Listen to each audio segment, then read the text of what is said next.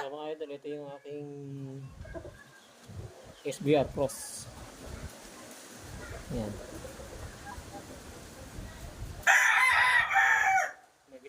May 1 year na to.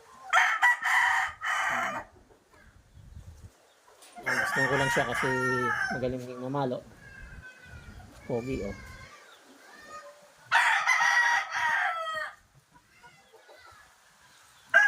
Nabili ko to sa isang breeder sa Manila.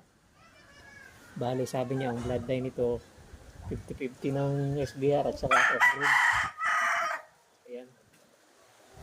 At dahil nagustuhan natin yung fighting style niya, ini-increase pa natin para tumaas yung pagiging SBR niya. Ayan, ito. So nagustuhan ko yung laro niya at saka meron siyang mga kaliskis na buo.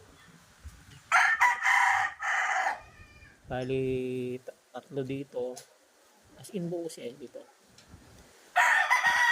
Tapos dalawa dito sa kabila. Ayan. Okay, nanganganiskis pa. As in buo siya. Ayan. Ayan. Kasi hindi natin masasabi na share nito. Pero sa totoo lang, sa tagal kong nagmamanok, ngayon ako nakita ng ganitong manok na buo-buo yung kaliskis. Ayan.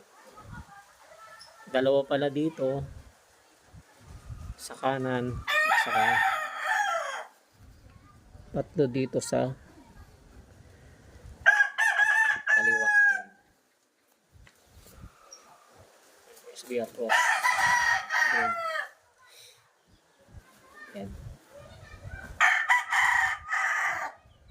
May isang taon na siya. Yun lang. Kayo mga idol, nagkaroon na ba kayo ng ganitong manok? May mga buong kalistas. Paki-comment naman para malaman natin kung marami na talagang may ganitong manok. Sa kaliskes ha. Kaliskes. Kasi ang SBR talaga namang marami na siya dati tayo. Yan. Paki-comment lang kung meron kayong ganitong manok at kung ano naging performance.